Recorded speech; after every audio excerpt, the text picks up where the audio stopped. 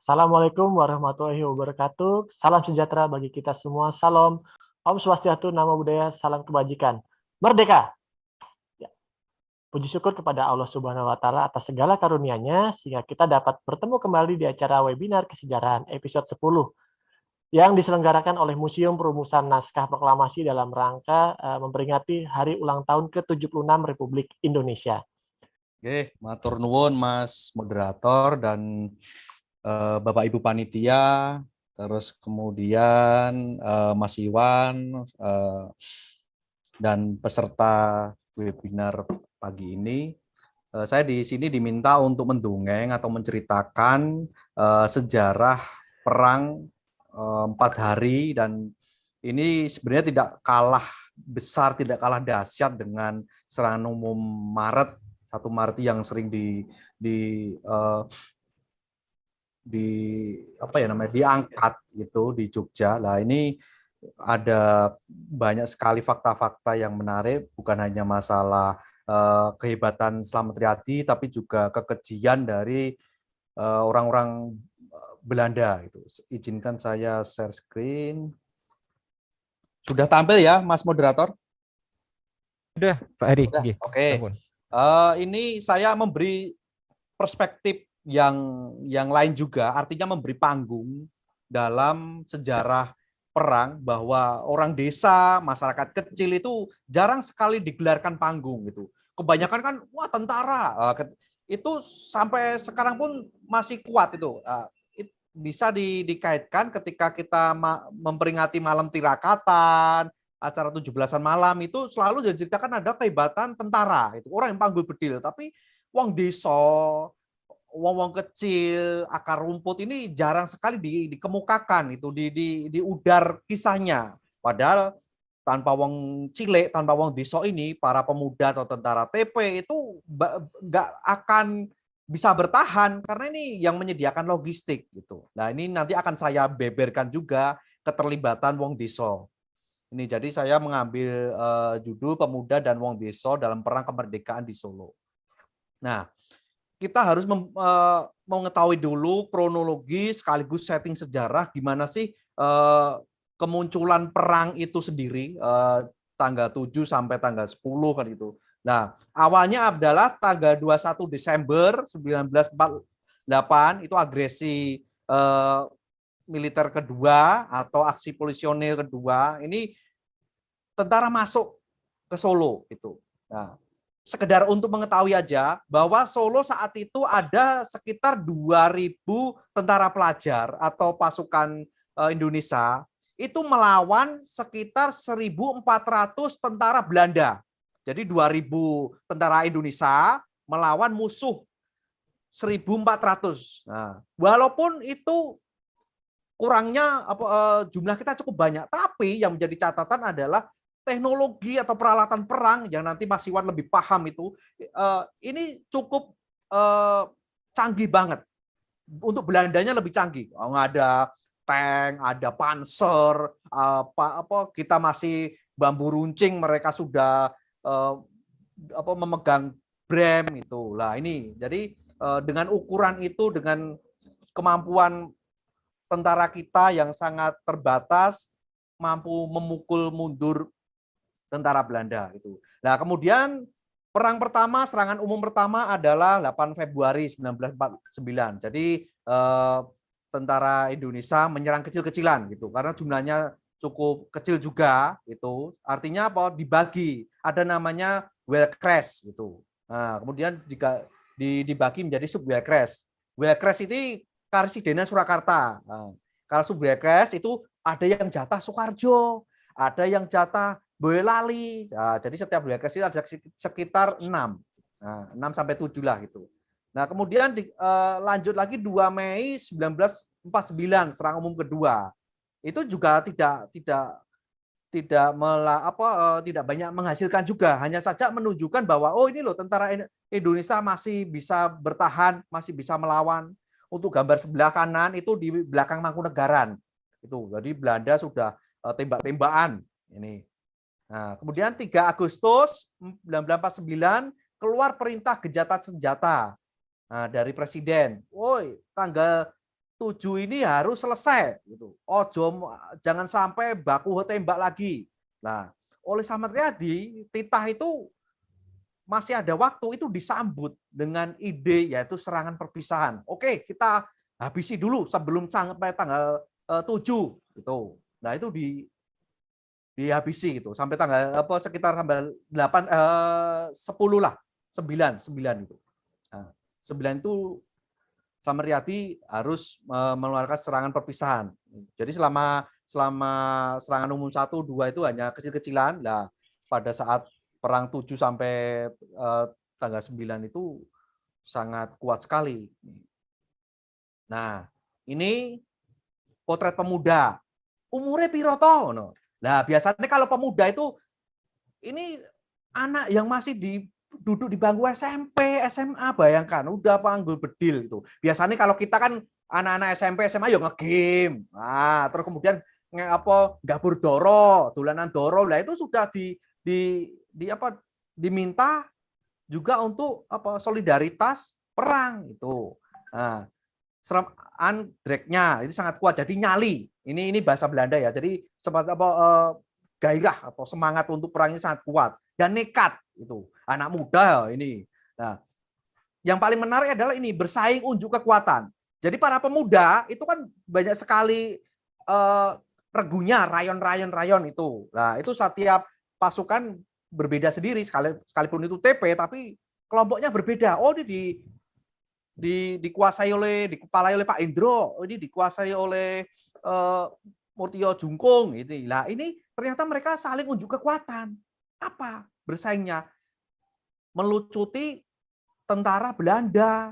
Rayan, wah ini iso meraih atau merebut senjata itu brem atau jenis-jenis yang lain itu diakui gitu. Wah, kayak apa kayak gitu.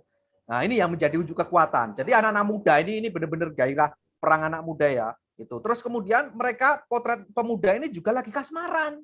Itu. Contohnya apa? Ada foto yang kanan itu adalah lagu bahasa Belanda, kemudian diterjemahkan. Wong anak SMP SMA itu kan seneng-senengi cinta monyet itu. Wah, ini ternyata mereka ya harus berpisah dulu dengan kekasihnya itu. Nah, tunggu dulu saya akan perang itu. Nah, terus paling menarik ada ketika ini konteksnya lagu musim perang ya. Pada saat terakhir perang tersudahi itu tanggal 10-an Agustus itu setelah mereka pada kembali ke kampung halaman, ke sekolah, itu ada lagu lagi Suwe Ora Jamu. Nah, itu lagunya untuk mendekatkan kembali dengan pacarnya adalah lagu Suwe Ora Jamu ini. Jadi ini kisah-kisah yang perintilan tapi penting. Jadi tidak sekedar baku tembak aja, sisi kemanusiaannya harus hadir di sini. Nih. Terus ini yang paling baru adalah kesaksian dari Gunawan Wiradi. Nah, Gunawan Wiradi ini pakar sejarah agraria ya, sosiolog IPB. Nah, ini bukunya saya temukan kemarin, Obor. Ini ada kesaksian baru. Kenapa? Selama ini orang yang banyak tahu ya kesaksian para TP, para intelektual, benar-benar yang masuk istana. Tapi ini Gunawan Wiradi ternyata yang lahir di Solo 1932. Ini juga berperang pada saat itu. Nah, dia masuk kelas SMP kelas 1, SMP Negeri 1. Ini. Nah, karena masih kecil, dulu kan Belanda masuk Solo, kemudian ada kegiatan pembersihan kampung kan, itu dibersihkan itu. Para pengganggu ini dibersihkan. Nah, Gunawan Wiradi ini ditangkap karena masih kecil, itu cukup kon nimbo air gitu, kon ngebak ikolah. Nah, disuruh nimba air itu untuk persiapan tentara Belanda mau mandi gitu. Nah, ini juga muncul juga istilah non dan ko. Maksudnya ini orang-orang Indonesia yang ikut Belanda. Nah, non kooperatif sama kooperatif gitu. Karena apa? Pada saat itu pemerintahan Indonesia itu juga masih jalan. Di satu sisi pemerintahan Belanda itu. Bahkan untuk urusan uang pun kan juga muncul gitu. Nah, sampai kemudian toko-toko, terutama toko di dekat pasar besar itu ada yang dibakar. Karena apa? Menggunakan uang dari uang Belanda. Itu dibakari. Loh, kok tahu? Nah, karena ada dinas perdagangan, desa ekonomi yang masih jalan gitu. Nah, terus kemudian masuk syarat TP ini dari kesaksian Gunawan Wiradi adalah bisa merebut senjata musuh gitu. Jadi entah nyolong, entah nyegat. Nah, ini jadi sopoling iso nyolong senjata musuh merebut, ya dia harus masuk TP. Jadi uji nyali dulu itu. Terus Gunawan Wiradi ini juga berkontribusi dalam perburuan pakaian di Dinas Distribusi Umum. Nah, ini dinas Belanda yang berusaha untuk mencuri hati masyarakat Indonesia dengan cara apa? Ya ngei pakaian. Itu bapak-bapaknya yang berperang itu yang ngepro Belanda itu terus orang tuanya disubsidi gitu, disubsidi pakaian. Nah, Gunawan Wiradi masuk ke sini rekok-rekoknya anak pejuang gitu dengan tanda tangan palsu. Nah, ini karena pakaian saat itu sangat langka sekali, pakaian bagus maksudnya gitu. Terus peristiwa pembersihan di pabrik gula Colomadu. Nah, Colomadu saat itu kan miliknya Mangkunegaran, itu diambil alih oleh tentara juga, itu tentara Indonesia ya maksudnya itu. Terus orang Belanda masuk tahu. Nah, tahu itu pabrik itu dihabisi gitu. Aktivitas kemudian macet dan Gunawan Wiradi delik di dalam pabrik itu dengan cara apa? Dengan cara memasukkan tangannya ke oli biar nyamar lah itu sebagai buruh pabrik gula gitu. Terus pada saat pembersihan ini Ibu Gunawan Wiradi ini ya ini cerita semu mistik tapi ya nyata. Ibu Gunawan Wiradi ini berdoa di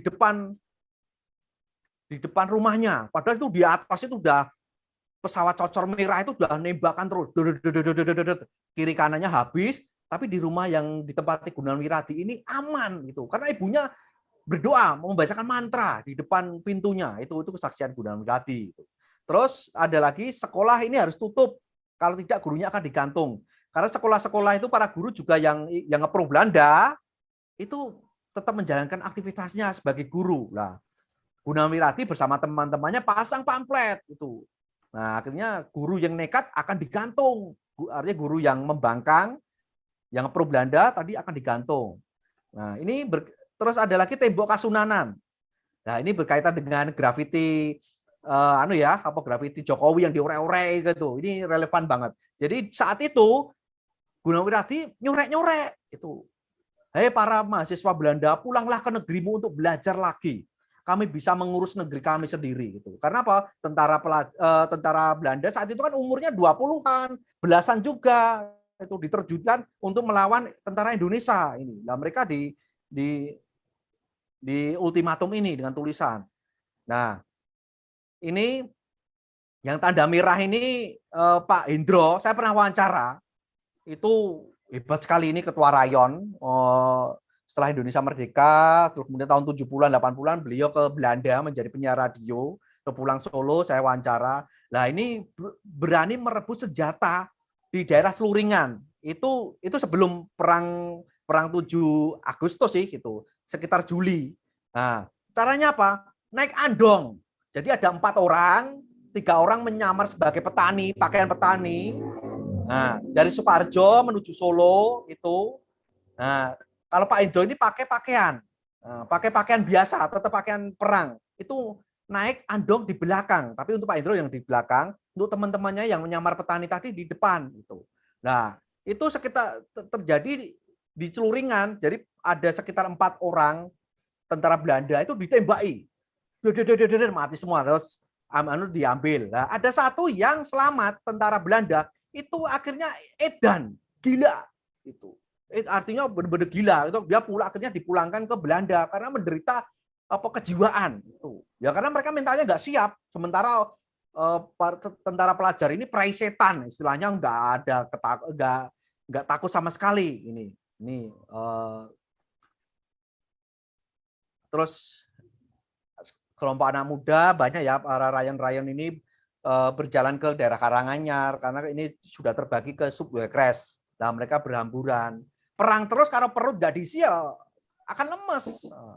Nggak mungkin punya daya kekuatan itu. Artinya mereka sampai ke pekarangan, ke kebun itu ya ono jagung dimakan, ono kacang brol itu kalau orang Jawa itu ada kacang brol ya dimakan sendiri gitu. Nah, ini jadi banyak sekali pemuda-pemuda saat itu ke pinggiran kota Solo Karanganyar, Boyolali, Klaten itu makan seadanya ini. Terus ini kebutuhan makan gerilyawan jadi tanggungan masyarakat. Warga miskin di Boyolali itu rela menyediakan nasi gaplek. Nah, padahal nasi campur gaplek itu tidak enak banget kan itu. Tapi untuk saat itu ukurannya wis nikmat itu. Terus kemudian kalau orang desa yang gaya ya menjamu ada ikan, daging, terus lauk pauk yang komplit, berasnya enak. Ini kemudian ada istilah pejuang bak kancil di kebun timun, kayak pesta karena mereka sering kelaparan gitu. Terus kemudian di Lurah Bakalan Sukoharjo ini warga bahu-membahu menyiapkan santapan juga. Ini jadi warga miskin juga terlibat, wong desa yang kaya juga terlibat, Pak Lurah juga ikut menyiapkan santapan, melu repot ini. Nah, dapur umum, kalau tadi individu tiap rumah, kalau ini dapur umum ada di Desa Klodran, diketuai Simbok Cokro di Mejo, ini mengerahkan para perempuan desa untuk memasak bersama. Itu. Terus ada lagi Desa Jengkrik, itu daerah Mojosongo ke utara, itu desanya minus, tapi akhirnya beras dikirim dari Bekonang. Itu karena Bekonang saat itu menjadi wilayah untuk koordinasi para tentara pelajar juga itu. Nah ini terus mereka pesta kambing dan ketupat opor di Bakdo Syawal itu. Perang pada saat itu bakdo-bakdo mereka nggak ada namanya Idul Fitran ujung gitu, silaturahmi nggak perang itu. Nah masyarakat saat itu memberikan pancingan gitu. Tentara pelajar, kalau kamu mampu merebut memukul pasukan Belanda, merebut senjata, kita akan pesta kambing gitu. Nah, ini untuk tantangannya itu. Akhirnya berhasil di Kleco itu. Nah, kemudian ada di dapur umum ini ketika ada tamu pasti kerepotan bertambah. Nah, mereka saling koordinasi, terus kemudian memikirkan strategi, bergantian informasi. Ini fungsi dapur umum. Nah, menjaga keselamatan anak lanang. Para tentara ini disebut anak lanang oleh para wong desa. Makanya ada lagu Caping Gunung itu. Nah, ini terinspirasi peristiwa ini. Nah, Caping Gunung itu kan menceritakan seorang anak muda yang bertemu dengan orang tuanya gitu. Orang tua maksudnya orang tua di desa gitu. Nah, resiko ketahuan musuh. Nah, rumah Simbok di Merjo itu akhirnya dihancurkan karena ketahuan ini dari dapur umum. Dihabiskan oleh tentara Belanda karena saat itu masih ada pembersihan dan ada mata-mata gitu. Terus kita eblek-eblek, kreativitas lokal. Eblek-eblek ini seperti tampah yang terbuat dari bambu. Nah, ketika Belanda masuk gang, tampah itu diturunkan. Nah, itu banyak sekali tiang yang ada tampahnya, itu beberapa tiang itu terus diturunkan. Kalau pakai kentongan, otomatis konangan atau bengok, teriak-teriak, tentara akan ketahuan gitu. Nah, makanya dengan cara eblek. Ini benar-benar kreativitas lokal gitu. Semacam sandi atau rahasia gitu ya. Terus para Simbok ini berani menjadi kurir. Misalkan mau ke pasar itu di tenggoknya itu ada surat, ada pistol itu. Ternyata perempuan desa, masyarakat desa ikut berperan di sini. Nah, ini paling menarik kekejian tentara Baret Hijau. Jadi gencatan senjata itu kan selesai tanggal 10 malam 24 itu. Tanggal 11 Agustus harusnya kan damai selesai. Subuh-subuh itu tentara Baret Hijau ini tentara semacam Kopassusnya lah, tentara elit dari prajurit Belanda tadi ternyata membuat aksi ini. Jadi di dalam Patmonegara ini di Gading itu dulu PMI. Nah, itu ada penyembelihan. Ada 23 yang disembelih tapi yang meninggal sekitar 21, yang selamat 21 karena hanya kena sabetan pedang tapi kemudian sarafnya kena, tidak bisa mengo, tidak bisa menoleh akhirnya walaupun selamat itu. Jadi ada 21 orang meninggal, bayangkan di sini. Kemudian pembunuhan warga di Pasar Kembang. Jadi tentara Baret Hijau lari ke barat, terus sampai di Pasar Kembang, mereka membunuh warga lagi. Ada sekitar 20-an atau berapa itu juga meninggal. Itu nggak pandang bulu, padahal ini bukan bukan tentara yang mereka cari, bukan TP itu. Jadi warga biasa dihabisin itu. Kemudian pembantaian penduduk di Pasar Nongko ada sekitar puluhan ya, 23 atau 32, saya lupa itu. Nah, ini terjadi gitu. Jadi memang mereka nggak fair gitu, harusnya sudah selesai, malah mereka melakukan kekejian ini. Jadi ini adalah potret kecurangan juga yang dilakukan oleh tentara Baret Hijau. Nah, terus ini yang paling menarik. Jadi ketika saya sebagai wakil dari komunitas dalam forum ini, kita sudah melakukan napak tilas perang revolusi dan kepahlawanan Slamet Riyadi. Jadi foto yang sebelah kiri itu kita di rumah Slamet Riyadi, kita diskusi di sana, itu di daerah Gading. Kita masih bisa ngobrol dengan keponakannya Slamet Riyadi gitu. Nah, kita diskusi. Nah, ini dengan cara ini kita melakukan diseminasi pengetahuan. Lewat apa? Lewat jelajah. Karena masyarakat sekarang baca buku males, canom sekarang pilih apa, buka YouTube kayak gitu. Lah, kita ajak jalan-jalan, mendekatkan masyarakat kekinian dengan objek yang kita tuju. Ini. Terus di foto yang sebelah kanan itu kita di Pasar Gading, itu ada prasasti siapa saja yang dibantai. Terus yang foto yang paling bawah itu di gang masuk di Patmonegaran tadi gitu. Nah, ini upaya kita untuk menyampaikan sejarah Solo sekaligus sejarah Indonesia. Itu karena perang 4 hari ini juga bagian dari sejarah nasional gitu. Terus artinya adalah tanggung jawab sosial komunitas gitu. Karena apa? Banyak sekali masyarakat kampus, warga kampus, terus terang ya, sekalipun saya dosen, itu saya menyadari bahwa tidak banyak masyarakat tercerdaskan oleh masyarakat kampus. Kebanyakan nulis di jurnal, kan orang nggak baca itu kadang itu. Nah, masyarakat anak-anak muda juga jarang membaca itu. Nah, kita ajak itu tanggung jawab kami dalam hal pengetahuan sejarah itu. Dan ini acaranya nggak ada donasi, nggak ada apa namanya funding, pemberi donor itu. Ya kita sendiri gitu, cari dana sendiri. Terus juga ini bagian dari menghargai jasa pejuang. Itu tentang Slamet Riyadi, tentang Ahmadi dan lain-lainnya. Itu dulu Mas Moderator, sekian, nanti kita sambung dalam hal diskusi. Matur nuwun. Saya terlebih dahulu ini ada satu pertanyaan untuk Pak Heri. Saya terlebih dahulu lihat ya Pak ya. Ada dari Bu Eni Kuswidayati. Beliau dari SMK 2 Temanggung. Pertanyaan seperti ini Bapak, bagaimana keterkaitan antara serangan umum yang terjadi di Solo dengan di Yogyakarta? Karena mengingat kejadian serangan umum di Yogyakarta terjadi di antara serangan umum di Solo tersebut. Matur nuwun atas pertanyaannya.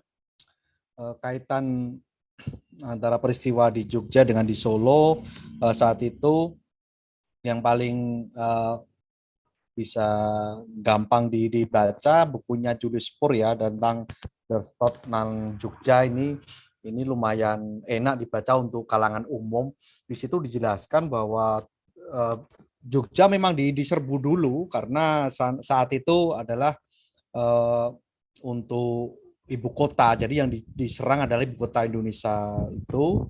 Nah, pertama itu, kedua karena di sana ada simbol kenegaraan Pak Presiden Soekarno-Hatta dari sana. Terus pada saat itu perang 1 Maret ya, sampai kemudian selesai. Yang menarik di sini 1 Maret itu kebetulan gaungnya lebih besar karena ya simbol negara dari sana, dari Jogja itu. Terus kemudian ada ini ya, ada kesempatan atau boleh dikatakan rekayasa juga atau strategi selama Orde Baru, perang 1 Maret ya digaungkan begitu kuat gitu. Sementara di Solo yang 4 hari, padahal kalau di Jogja kan 6 jam. Nah, kalau di Solo 4 hari loh, bayangkan itu. Wah, itu tidak kunjung putus gitu. Itu justru gaungnya kalah itu. Saya beberapa kali ngobrol dengan Pak Indro sebelum beliau meninggal, sekitar tahun 2012 itu saya masih ngobrol. Itu juga pihak para TP ini juga menyayangkan kenapa kejadian atau perjuangan yang dilakukan oleh tentara TP di Solo itu justru gaungnya kurang ya karena Orde Baru tidak memberikan panggung gitu. Hanya saja kemudian para tentara TP ex TP itu hanya menyuarakan ya lewat tirade gitu. Misalkan ada buku Pak ini ya Murtijo Jungkung ini buku langka banget juga saya ngoleksi itu tentang berburu grand dan brand gun ini menjelaskan bahwa mereka sebenarnya dilihat dari peristiwa peperangan itu justru lebih menghebat yang ada di Solo. Hanya saja memang Jogja Solo saat itu menjadi wilayah penting seperti yang dikaitkan kemukakan Mas Iwan tadi bahwa di Jogja karena ada simbolnya gitu tentang Soekarno-Hatta dan tadi saya di chat baca juga apa sih peran Soekarno dalam perang di Solo itu. Nah, Pak Karno itu memberikan pernyataan kepada pembesar Belanda bahwa kamu jangan sekali-kali meremehkan tentara Indonesia gitu. Kamu pasti akan ditandangi lah itu. Tidak akan lari tentara Indonesia walaupun berisi anak-anak muda gitu. Terus ada pembesar militer Belanda ditanya wartawan pada saat itu, Anda butuh berapa lama untuk membumi hanguskan atau menguasai Indonesia ini terutama di Solo Jogja? Paling tidak cukup 3 bulan, dia bilang gitu. Nah, ternyata prosesnya cukup panjang gitu. Itu awal wawancaranya sekitar bulan Mei, Juli gitu. Nah, ini ternyata sampai Agustus gitu. Dan perang 4 hari itu yang paling kontribusinya menonjol adalah dalam konteks keindonesiaan ya, itu mampu merebut sekitar 3/4 wilayah Solo itu. 3/4. Nah, ketika negosiasi Solo aku diokeh wilayahnya kan itu bisa direbut gitu. Jadi ketika Slamet Riyadi bertemu pembesar militer Kolonel Hall itu mengatakan bahwa ini anak ini ternyata masih remaja umur 22 tahun, 23 tahun ternyata mampu bikin pemerintah Belanda, prajurit Belanda terbirit-birit gitu, terkencing-kencing ini sangat hebat banget ini. Jadi boleh dikatakan aura dari perjuangan anak-anak muda di Solo lebih dominan, lebih menghebat dibandingkan yang ada di Jogja selama 6 jam bandingkan dengan 4 hari. Gitu Mas Moderator, matur nuwun. Pertanyaan dari Adam Setiawan, Pak Heri. Apakah Westerling terlibat kekejian Baret Hijau? Nah, peristiwa tadi kan Pak Heri sudah menyebutkan tentang pasukan elitnya atau Baret Hijau pada tanggal 11 Agustus di tahun 1949. Seperti itu, Pak Heri. Monggo untuk Pak Heri terlebih dahulu. Ya, kebetulan jawabannya singkat. Westerling tidak terlibat dalam pasukan Baret Hijau, bisa dirujuk dalam buku ini ya. Ini juga buku langka juga. Jadi pembantaian rakyat pasukan Green Cap ini tidak ada kaitannya dengan Westerling, walaupun Westerling di Sulawesi menghebat dan itu tahun 1947 ya itu. Tapi untuk kasus Solo ini pasukan khusus yang didatangkan untuk menanggulangi Slamet Riyadi dan kawan-kawannya tanpa ada kaitan dengan Westerling ini. Jadi boleh dikatakan ini tentara yang istimewa juga gitu. Karena apa? Mereka bawa ada sangkur, kelewang, terus kemudian tembak itu. Dan jumlahnya hanya terbatas gitu. Hanya karena istimewa itu jadi terbatas dan itu kejam banget itu mampu langsung menyembelih, menggorok gitu. Jadi ada cerita dalam kesaksian dijelaskan di Patmonegara ini beberapa rakyat warga yang mondok di sana karena kota kan genting saat itu dan mereka lari ke kantor PMI karena dalam perang itu aturannya nanti Mas Iwan bisa menjelaskan itu bahwa kalau ada palang merah nggak boleh diserang itu. Nah, itu. Jadi itu kalau diserang pelanggaran. Ternyata si pasukan Baret Hijau itu nekat itu masuk ke dalam itu terus kemudian melakukan pembelehan. Nah, itu benar-benar kekejian sekaligus menyalahi hukum internasional gitu. Itu Mas Moderator, matur nuwun. Pertanyaan yang pertama untuk Pak Heri, nggih Pak nggih, untuk yang pertanyaan Pak Heri dari Dimas Eka Nugraha. Nggih. Pertanyaannya adalah bagaimana posisi Mangkunegaran terhadap serangan umum di Solo ini? Itu untuk Pak Heri. Monggo untuk Pak Heri dulu mungkin bisa diperkenalkan untuk memberikan jawabannya. Monggo Pak. Untuk kasus perang sendiri di Mangkunegaran, kebetulan Mangkunegaran itu mempunyai tentara legiun yang hebat yang juga diteliti oleh Mas Iwan. Itu pada saat revolusi mereka masih berfungsi. Jadi karena badannya bagus, terlatih dan sering ketenarannya itu terdengar di luar, dan itu juga membackup dari Mangkunegaran gitu. Untung ada itu gitu. Jadi ada tentara legiun yang pensiunan, bahkan yang masih pensiun dalam pengertian ini karena saat itu sudah ada revolusi sosial itu. Nah, tapi itu diselamatkan oleh tentara legiun ini. Bahkan di Colomadu itu juga ada namanya tentara Semut Ireng, yang tentara yang digunakan atau dibentuk untuk